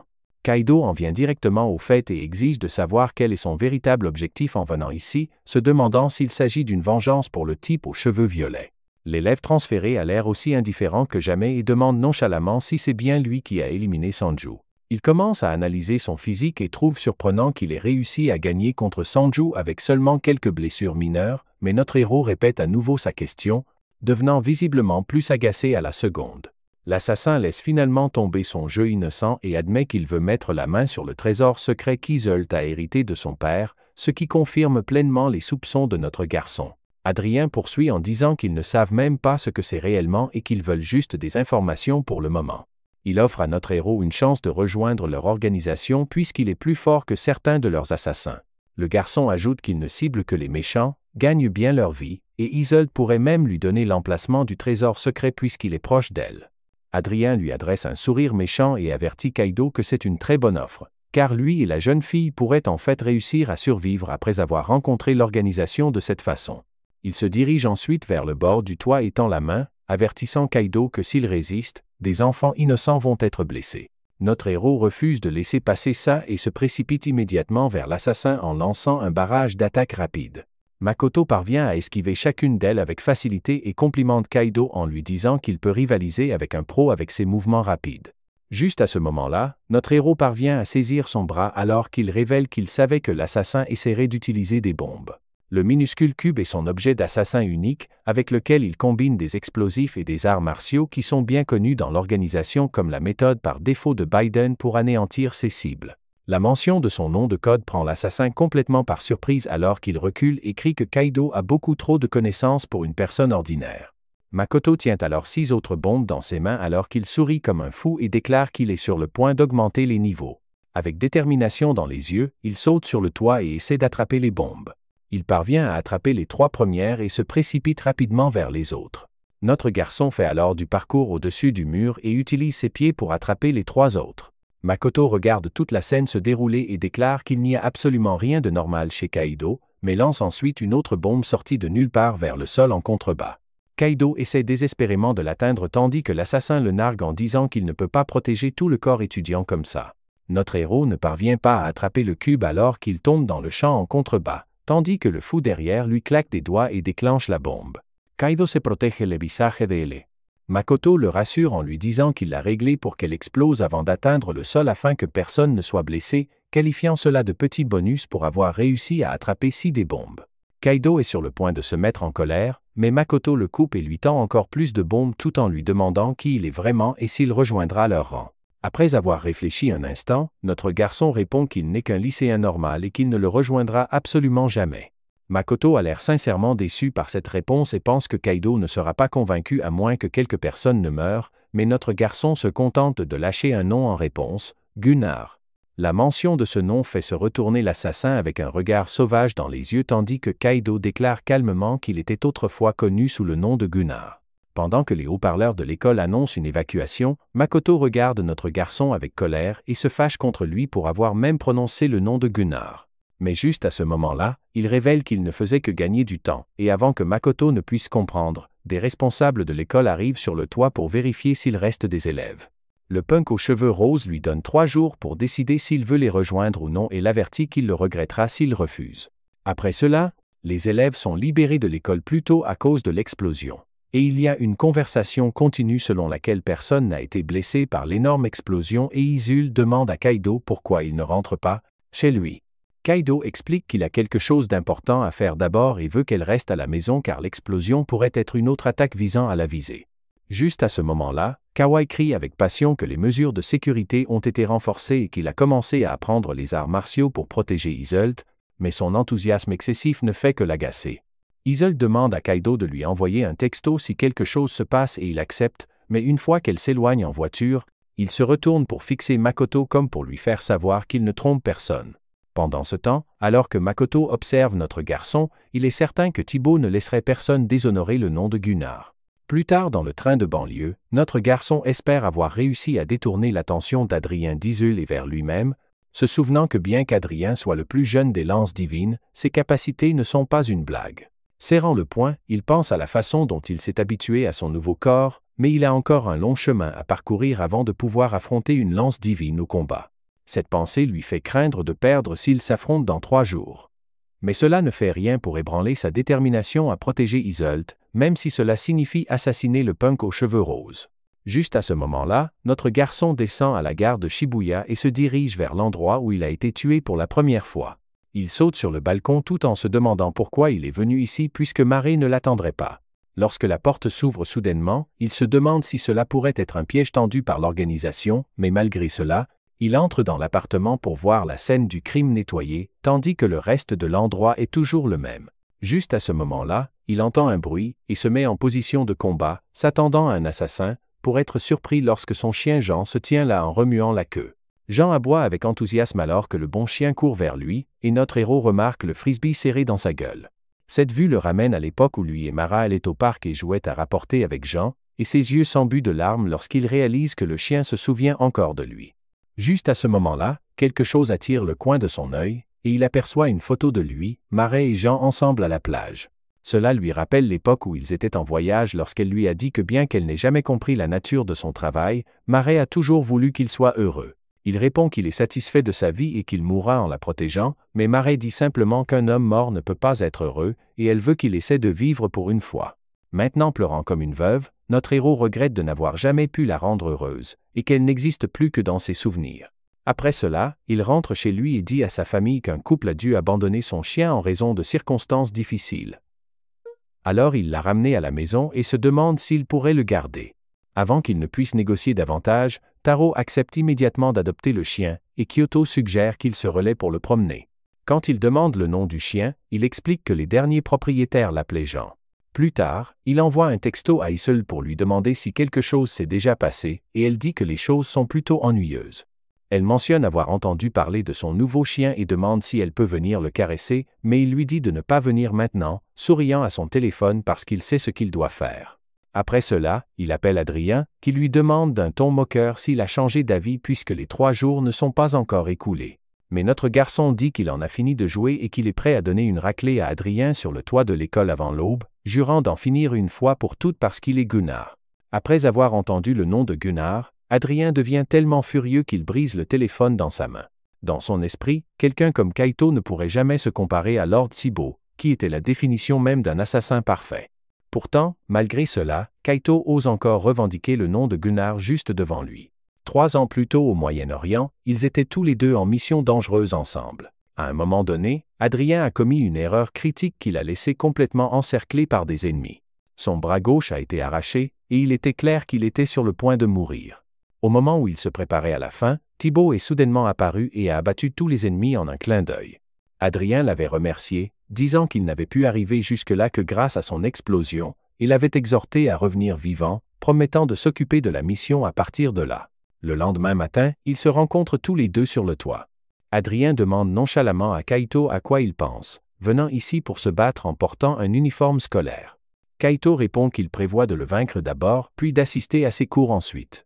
Riant, Adrien lui dit qu'ils avaient tous les deux exactement la même idée, et ajoute que depuis hier, il n'a cessé de penser à la façon dont les mouvements de Kaito étaient presque les mêmes que ceux de Gunnar. Les mouvements qu'il avait autrefois voulu imiter, mais maintenant que Kaito lui a fait ressentir la présence de Gunnar de première main, il ne lui pardonnera jamais, du moins pas avant de le réduire en petits morceaux de chair grillée.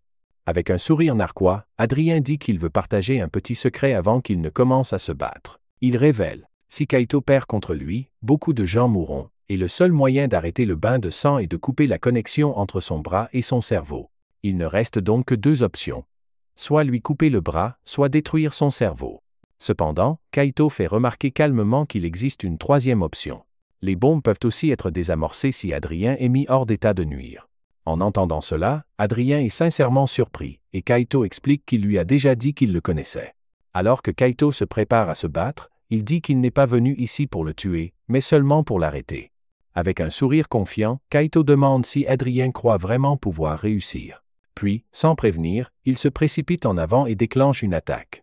Adrien parvient à l'esquiver, mais notre héros remarque que son seul avantage réside dans sa connaissance des tactiques et de la personnalité d'Adrien, car les performances physiques de ce corps ne sont en rien comparables aux siennes.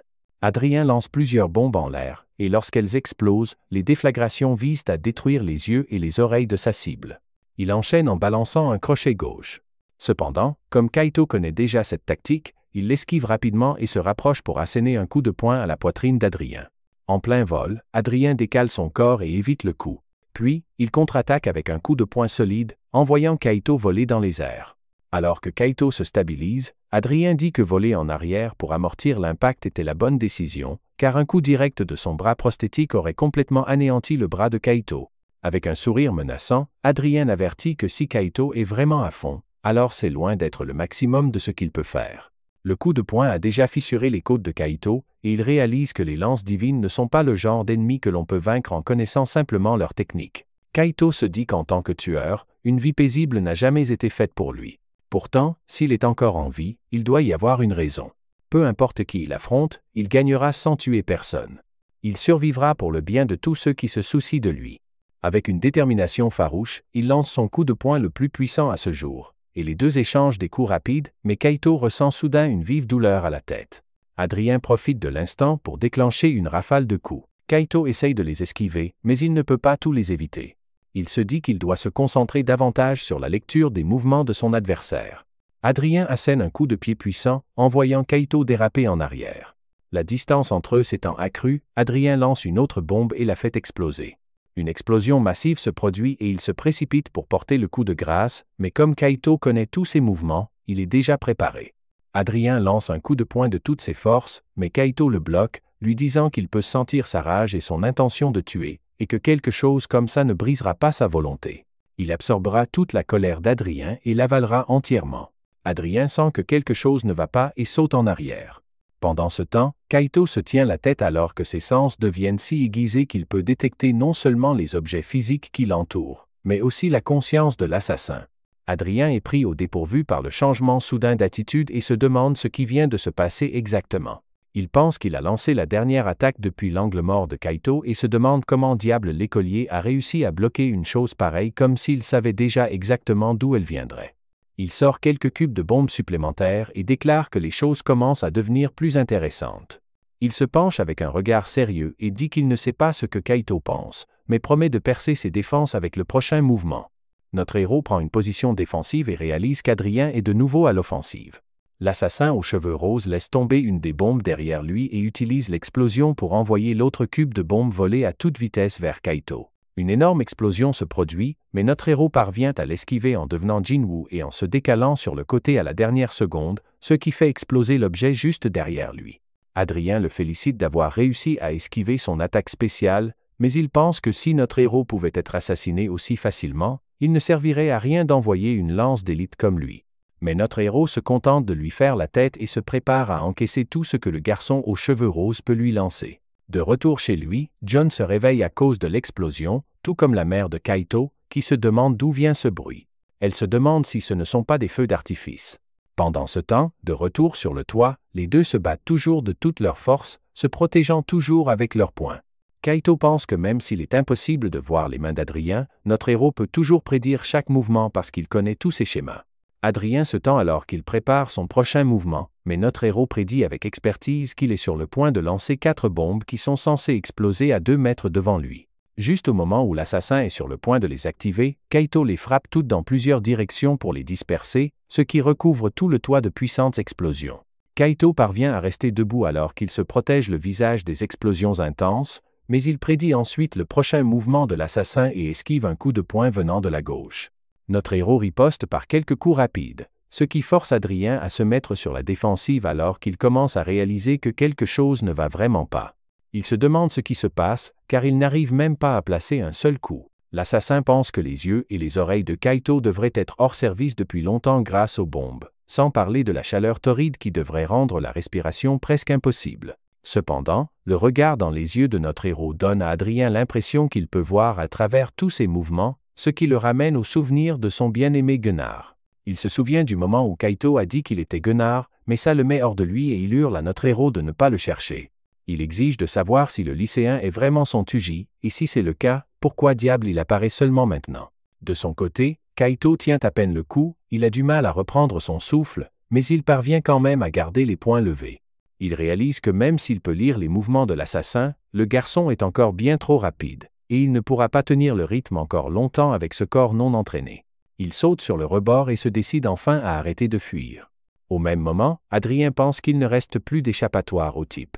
Il ramasse une poignée de bombes et se dit que peu importe si ses mouvements peuvent être prédits, et le met au défi d'esquiver l'attaque en lançant les cubes de bombes vers notre héros. Notre héros se concentre à cet instant précis et court en avant en utilisant chaque once de force de son corps tout en jurant qu'il ne rendra plus jamais personne malheureux. Adrien active la bombe et illumine tout le toit comme le soleil, mais Kaito continue d'avancer, même s'il ne voit plus rien. Il sent l'assassin devant lui et se lance à l'attaque, mais Adrien parvient à l'esquiver et utilise le cube de bombe dans sa main métallique pour lui envoyer un coup de poing en pleine tête. Cependant, Kaito le lit comme un livre, bloquant le coup de poing avec son coude, ce qui le prend complètement au dépourvu, et enchaîne avec un coup de coude dévastateur en plein visage. Mais il ne s'arrête pas là. Il crie le nom d'Adrien et enchaîne avec un coup de poing sauvage au corps, puis l'achève avec un coup de pied en plein ventre. Le coup brise son bras métallique et envoie l'assassin voler par-dessus le bord du toit, et il tombe inconscient alors que son corps s'approche du béton dur et inhospitalier en contrebas. La scène se transforme alors en un flashback où le jeune assassin dit à Gunnar de l'oublier et de se mettre à l'abri, mais notre héros lui dit qu'il ne veut pas qu'un seul de ses amis meure. Gunnar se dit que ce genre d'état d'esprit ne convient pas à un assassin, mais c'est précisément pour ça qu'il a fait ce choix. Peu importe la taille de l'adversaire, il va poursuivre son propre sens de la justice. Adrien finit par se réveiller et demande à Kaito pourquoi il l'a sauvé, et il répond que sa seule priorité était de désamorcer la bombe, et qu'il n'a jamais pensé à le tuer en premier lieu. L'assassin sourit et lui dit qu'il ne peut pas vaincre toute l'organisation seul, mais Kaito reste ferme sur le fait qu'il le fera quoi qu'il arrive, car c'est le seul sens de la justice qu'il peut avoir en tant qu'ancien assassin. Les mots et le regard familier surprennent Adrien, lui rappelant Gunnar, tandis que Kaito déclare que peu importe si c'est la grande volonté ou Odin, il promet de tous les vaincre. Cette déclaration fait éclater Adrien de rire. Il répète les mots de Kaito et le traite de fou d'oser même penser à une chose pareille. À la surprise de Kaito, l'assassin le croit quand il dit qu'il est vraiment Thibaut, sans blague. Le garçon sourit et dit que seul un fou comme Thibaut pourrait dire quelque chose d'aussi dingue, tandis que notre héros le regarde simplement avec surprise. Le garçon aux cheveux roses en vient ensuite au sujet principal et lui demande pourquoi il ressemble à un cure-dent alors qu'il devrait être 6 pieds sous terre. Kaito répond qu'il était également sûr d'être mort à l'époque, mais quand il s'est réveillé, il était soudainement dans le corps de Kaito. Il pointe son cerveau et dit que pour l'instant, c'est tout ce qui reste de Thibaut, ce qui fait qu'Adrien se redresse, véritablement surpris. Notre héros poursuit en disant que celui qui a donné l'ordre de l'éliminer ne peut être qu'Odin, ce qui fait complètement disparaître la couleur du visage d'Adrien. Kaito lui dit alors qu'il a absolument besoin de devenir plus fort et demande à Adrien s'il lui prêtera son aide, ce qui fait revivre à l'assassin cette scène. Adrien rit une fois de plus et lui dit d'arrêter de plaisanter. Il ramasse son bras métallique et dit qu'il ne peut plus le tuer. Peu importe qui lui en donne l'ordre maintenant qu'il sait avec certitude que Kaito est Thibaut. Notre héros lui demande s'il retourne à l'organisation, mais l'assassin le nie catégoriquement et dit qu'il est impossible d'y retourner après une telle défaite. Il demande ensuite au gamin ce qu'il compte faire maintenant, et Adrien devient sérieux, disant qu'il décidera après avoir examiné tout ça pendant un certain temps. Puisqu'il lui est toujours impossible de croire qu'Odin ciblerait Thibaut. Il dit à notre héros de s'en aller aussi, car la police est probablement en route et plaisante en disant que l'école sera probablement fermée pendant un bon moment. Notre héros le regarde s'éloigner et commence à l'appeler, mais tout d'un coup, il s'effondre sur le sol. Il se demande ce qui vient de se passer alors qu'il sent son esprit s'échapper. Pendant ce temps, des assassins inconnus entrent en scène et procèdent à la récupération de Gunnar comme prévu. Une voix commence à appeler notre héros, lui disant de se réveiller, et il se demande d'où vient cette voix. Ses yeux s'ouvrent enfin alors qu'il regarde autour de lui, se demandant même où il est, et il réalise qu'il est de retour dans son corps d'origine. La voix dit alors à nouveau qu'il s'est enfin réveillé et lui dit qu'ils ne font plus qu'un maintenant. Kaito flotte lentement vers lui, ce qui fait écarquiller les yeux de Thibaut, surpris. Kaito l'appelle à nouveau et lui dit de protéger Yuzu avec ce pouvoir, mais Thibaut refuse de lâcher prise alors qu'il crie le nom du garçon et tend la main vers lui. À ce moment précis, il se réveille trempé de sueur froide et est accueilli par un visage canin amical. Alors qu'il est allongé sur le sol, il se demande même où il est maintenant. Pendant ce temps, en bas, les parents regardent les informations qui rapportent une autre explosion à l'école. Tous deux sont extrêmement inquiets à propos de l'explosion, et Kyoto demande s'il devrait emmener Kaito à l'hôpital pendant qu'elle lit ses messages. Qui disent qu'il est rentré tôt et est allé se coucher parce qu'il se sentait étourdi. Le père demande si elle s'inquiète trop et dit que Kaito est probablement juste épuisé par tout ce qui s'est passé. Et la rassure en lui disant que leur fils ira bien une fois qu'il se sera reposé. Pendant ce temps, Kaito fixe le plafond en pensant que sa tête est encore embrumée et réalise qu'il a dormi pendant une demi-journée. Il se souvient avoir eu le vertige sur le toit, puis s'être réveillé dans sa chambre avec ses blessures déjà soignées. Il se rappelle qu'Adrien a fini par croire qu'il est Thibaut, mais il se demande s'il a montré assez de force dans ce corps faible pour vraiment le convaincre. Cette sensation incroyable d'avant, c'était comme si les émotions d'Adrien se déversaient en lui, et sans ça, il y avait de fortes chances qu'il meure. Il se demande encore ce qui est arrivé à son corps, mais son téléphone sonne. Quand il voit que c'est Iseult, il répond rapidement et crie pour lui demander si elle va bien, ce qui la surprend. Elle lui retourne immédiatement la question puisqu'il a ignoré tous ses messages depuis ce matin. Il s'excuse et dit qu'il dormait jusqu'à maintenant, et qu'il est juste content qu'elle soit en sécurité. Elle lui raconte ensuite l'explosion à l'école qui a fait exploser le toit, et que les cours sont maintenant annulés pour une semaine, ce dont il fait semblant de ne rien savoir. Elle réalise que quelque chose ne va pas et demande à Kaito s'il est encore impliqué dans cette affaire, ce qui le fait transpirer à grosses gouttes. Elle commence alors à le gronder et dit qu'il a toujours des ennuis, et lui demande même si, au lieu d'être malade, il s'est en fait blessé dans l'explosion de l'école. Kaito se redresse et pense que cette fille est toujours aussi perspicace. Il lui retourne la question et lui demande si elle a été en danger aussi, puis lui dit de ne plus s'inquiéter car il a décidé que quoi qu'il arrive, il la protégera. Iseult devient rouge comme une tomate et exige de savoir ce qui lui prend, et lui dit de ne pas la distraire avec des paroles de héros cool. Elle continue de parler pendant qu'en bas, la mère de Kaito répond à la sonnette, mais ne trouve personne et voit à la place un paquet par terre. Peu de temps après, on frappe à la porte de Kaito et sa mère lui demande s'il est réveillé et dit qu'il y a un paquet pour lui, qu'elle laisse dans le couloir. Kaito trouve cela suspect car il n'a rien commandé, et sa mère lui dit de venir dîner s'il se sent bien, tandis qu'Iseult remarque qu'il est tard et dit au revoir. Kaito ramasse la boîte et la pèse dans sa main car il ne sent aucun piège, mais quand il l'ouvre, ses yeux s'écarquillent de choc en apercevant son couteau d'assassin original ainsi qu'une carte. Il se demande qui a bien pu envoyer ça chez lui. Quand il ramasse la carte, il voit un ensemble de coordonnées et se dit qu'il doit rencontrer l'expéditeur quoi qu'il arrive. Notre héros erre dans Shinjuku, suivant les coordonnées de l'endroit écrites sur la note qui accompagnait son couteau, et remarque bien que l'endroit soit proche de la gare, la circulation piétonnière diminue fortement. Cela lui fait se demander si l'expéditeur de la note pourrait se cacher dans un endroit comme celui-ci, et il se demande si ce pourrait être la personne qui a transplanté son cerveau, en supposant que ce doit être Kaito. Finalement, il arrive à un complexe d'appartements et sent immédiatement que ce serait la cachette parfaite. Il entre dans le hall, mais après l'avoir trouvé vide, il avance. Il tombe finalement sur une entrée vers un niveau inférieur et soupçonne rapidement qu'il s'agit d'un piège de la personne qui a envoyé le couteau. Quand il atteint finalement le parking du sous-sol, il ouvre la porte et avance, se demandant pourquoi il a été appelé à cet endroit quand soudain il parvient à peine à esquiver une attaque sournoise. Apercevant une flèche derrière lui, il voit la personne tenant l'arbalète se révéler aux côtés d'une complice, et elle remarque qu'esquiver la flèche n'a pas pu être un coup de chance puisque le vrai guenard serait même capable d'esquiver des balles. Kaito commente alors que le cerveau de notre gars semble fonctionner à merveille et notre gars, qui ne les reconnaît pas, demande si ce sont eux qui l'ont appelé ici, mais l'arbalétrier dit qu'il n'est pas digne d'obtenir des réponses et charge une autre flèche. Il la tire en disant que le héros doit faire ses preuves en les battant.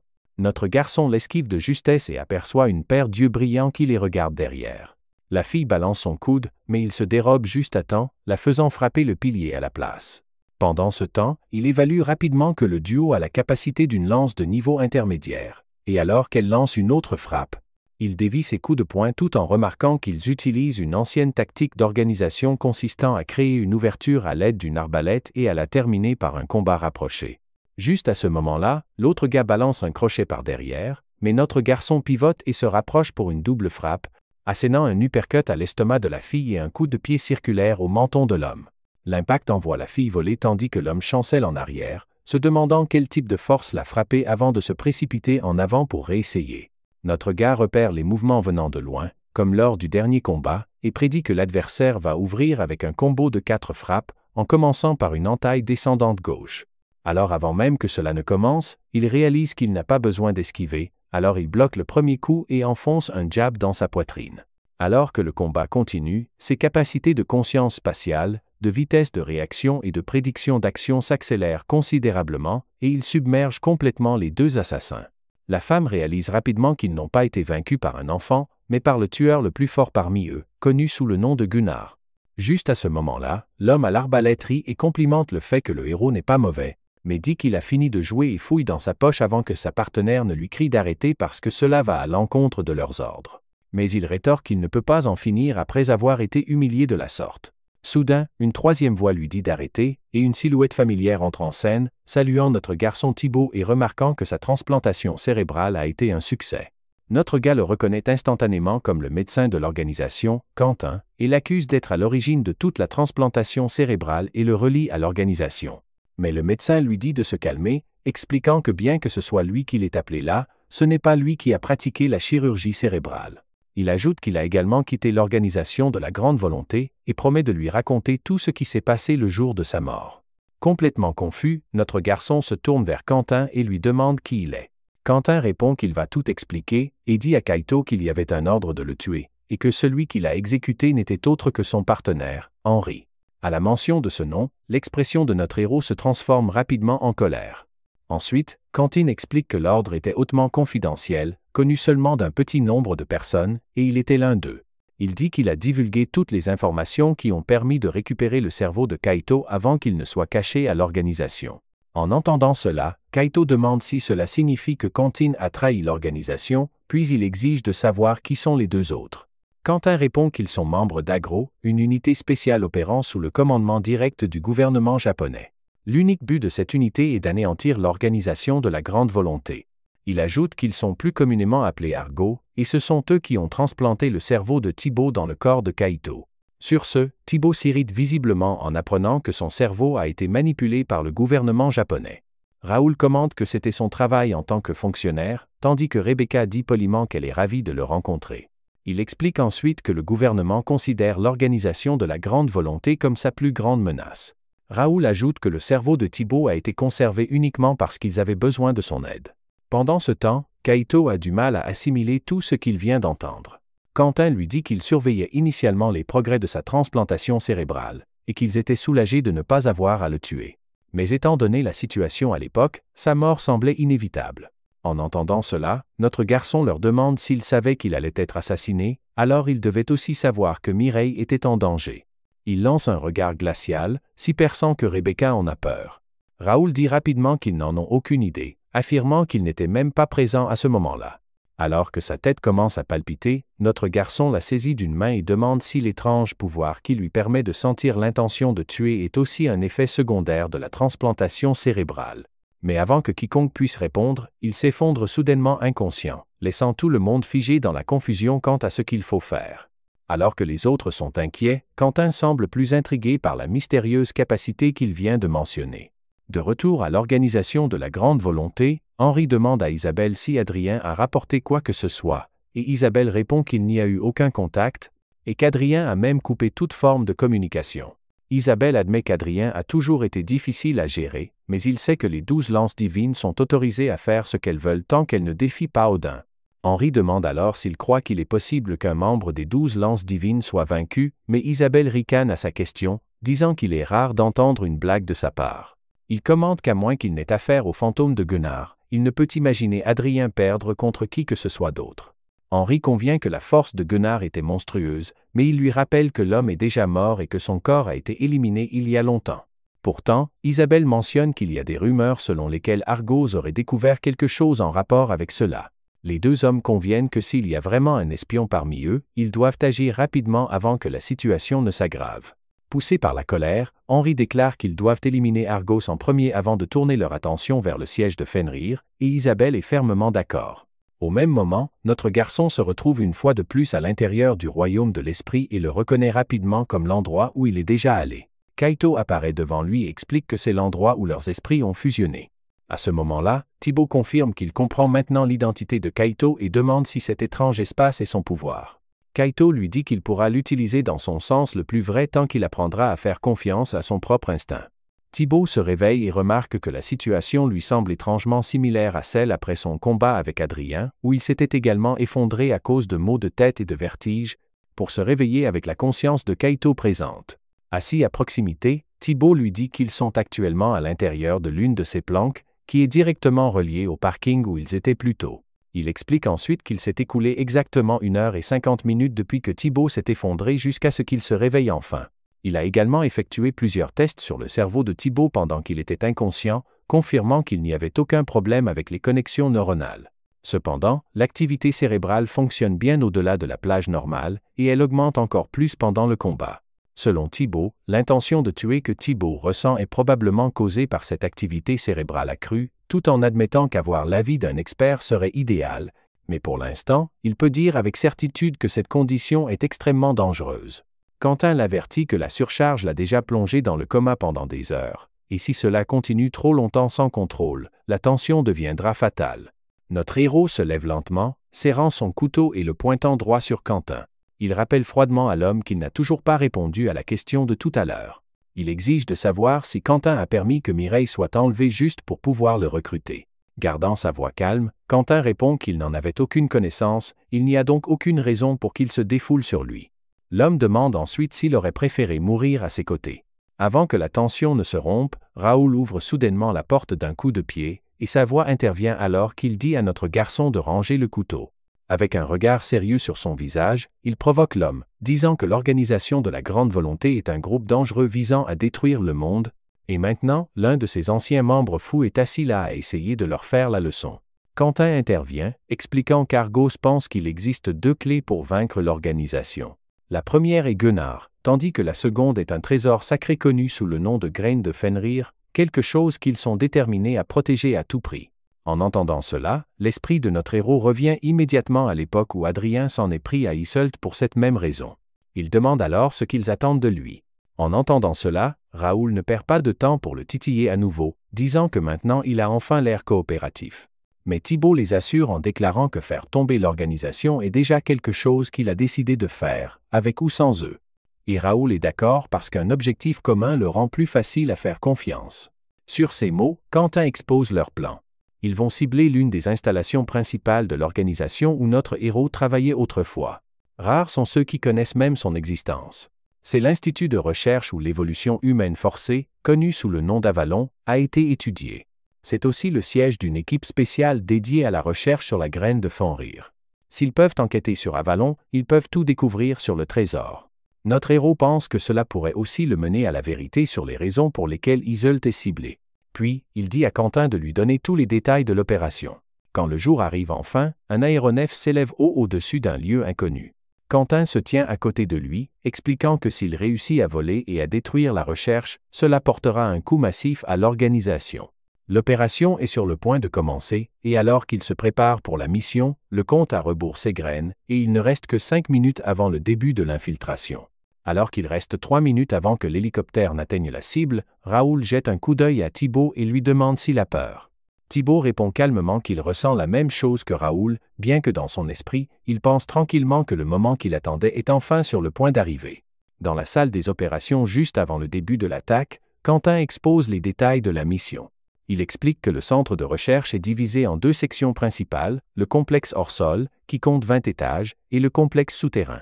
Dans le passé, cet endroit servait de terrain d'entraînement pour les assassins, mais maintenant il se concentre sur la recherche visant à produire des assassins mutants par manipulation génétique. En entendant cela, Rebecca commente que c'est essentiellement une usine qui transforme des humains ordinaires en monstres. Poursuivant son briefing, Quentin déclare que leur cible principale est située au 3e étage de la section souterraine où sont stockées les données les plus précieuses. cela inclut des informations cruciales sur le siège de Fenrir. Ensuite, Raoul souligne que l'objectif de la mission est de récupérer les données et, si possible, de détruire l'installation dans son ensemble.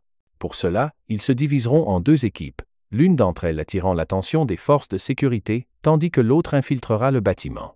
Bien qu'Avalon soit une installation extrêmement classifiée, ses défenses ne sont pas au niveau d'une véritable base militaire. Néanmoins, l'infiltration sera difficile car ils n'ont aucune connaissance précise de la disposition interne. Thibaut se porte volontaire pour gérer l'infiltration lui-même, mais Raoul lui répond avec un sourire narquois, disant que c'était le plan depuis le début, et laissant entendre qu'il connaît déjà la raison pour laquelle Thibaut a été maintenu en vie jusqu'à présent. Avec un sourire narquois, Raoul dit que la vie de notre héros sera mise à profit pour la paix mondiale, et ajoute qu'il l'accompagnera à l'intérieur, ce qui signifie qu'ils devront travailler ensemble. Avec seulement 90 secondes restantes, Raoul et Rebecca commencent à donner leurs dernières instructions. L'homme ordonne à tout le monde de rester à leur position assignée, tandis que Rebecca dit à l'équipe que 10 personnes l'accompagneront sur le toit, et que 10 autres se dirigeront vers la porte principale. Elle explique que leur tâche est de créer une entrée bruyante et accrocheuse pour occuper la sécurité, donnant à Thibaut et Raoul une chance de se faufiler à l'intérieur pendant le chaos. Notre héros lui assure qu'ils réussiront sans faute, et Raoul l'informe qu'ils feront leur entrée par le côté sud. Alors que la rampe s'ouvre, Raoul note qu'il ne voit presque rien à travers les épais nuages, mais notre héros répond qu'il peut clairement sentir Avalon juste en dessous d'eux. Alors que leur point d'atterrissage approche, Thibaut se tourne vers Raoul et annonce à haute voix qu'il ne sera plus Gunnar, il est Kaito Fujiwara. Sur ce, l'opération commence et tout le monde commence à sauter de l'avion. Notre héros vole dans les airs, et Raoul lui dit qu'il va trop vite, mais il ne l'écoute pas parce qu'il pense que c'est l'installation de l'organisation de la Grande Volonté où ils entraînent les assassins, et ici il découvrira pourquoi Iseult est ciblé. Quand ils atteignent la zone de déploiement des parachutes, tout le monde ouvre ses parachutes et atterrit en toute sécurité. Raoul se met vraiment en colère contre Thibaut parce qu'il pensait que notre héros allait mourir, mais il s'avère qu'il est habitué à ce genre de cascade. Visiblement agacé par son bavardage constant, notre héros lui dit de cacher rapidement son parachute avant que quelqu'un ne le voie. Il se cache dans les buissons et explore la zone, et Raoul dit que les choses se passent bien comme Quentin leur a dit, donc il devrait pouvoir s'infiltrer facilement par l'entrée sud.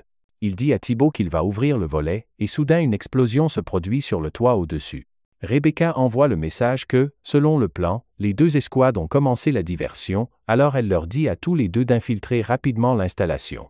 Pendant que Raoul ouvre le volet, notre héros reste là à penser que ça a enfin commencé pour de vrai. Alors que le volet s'ouvre, Raoul lui dit de prendre les devants et qu'il suivra. Les sirènes se déclenchent et une annonce d'urgence est faite dans l'installation qu'il y a une activité suspecte, et l'équipe de sécurité doit immédiatement se déplacer vers le toit à la porte principale. Les chercheurs qui sont à l'intérieur de l'installation paniquent et se demandent qui attaquerait l'installation de l'organisation. Alors que toute la sécurité est occupée, Thibaut et Raoul se déplacent rapidement dans les couloirs ensemble. Raoul pense que Rebecca et les autres se débrouillent vraiment bien et se demande si toute la sécurité s'est déplacée vers le toit à la porte principale car c'est beaucoup trop calme. Soudain, Thibaut sent 4 ennemis approcher, alors il se déplace rapidement vers le coin et les attaque en premier. Il met le premier KO avec un coup de poing à la tête et les autres commencent à lui tirer dessus, mais il se déplace rapidement et les met également KO avec un seul coup de poing sec. Raoul est surpris de voir à quelle vitesse il a tué 4 ennemis avec juste un couteau, et il se demande à quel point il se retenait plus tôt quand il les a combattus tous les 2. Thibaut lui dit que les escaliers sont juste devant et qu'il devrait se déplacer rapidement maintenant. En regardant tout cela sur un moniteur, Isidore dit qu'ils infiltrent l'installation avec seulement 2 personnes, mais ils sont assez forts car ils ont vaincu leurs assassins améliorés très facilement. Pendant ce temps, Olivier lui dit que les gars ont l'air plutôt appétissants et demande à Isidore s'il peut faire ce qu'il veut s'il les élimine tous les 2, car il veut la liberté comme tout le monde. Avec un sourire narquois, Isidore accepte et lui dit que la tâche qui lui a été confiée par Odin est de protéger Avalon à tout prix. Il lui dit qu'il aimerait voir sa puissance, et que s'il le fait, il sera non seulement officiellement reconnu comme une lance, mais qu'il fera également partie des 12 lances divines. Après avoir entendu cela, Olivier se sent gonflé à bloc car c'est la toute première fois qu'il va pouvoir utiliser ses pouvoirs en dehors d'une expérience, et il est également autorisé à tuer des humains. De son côté, Raoul dit à notre ami qu'ils doivent bouger car les ennemis arrivent, mais il reste planté là. Alors qu'il lui dit de se dépêcher, Thibaut reste là et dit que cet endroit est uniquement conçu pour produire des tueurs puissants comme lui grâce à des expériences inhumaines, et qu'il rejettera donc leur croyance tordue selon laquelle la seule méthode pour changer le monde est de prendre des vies innocentes.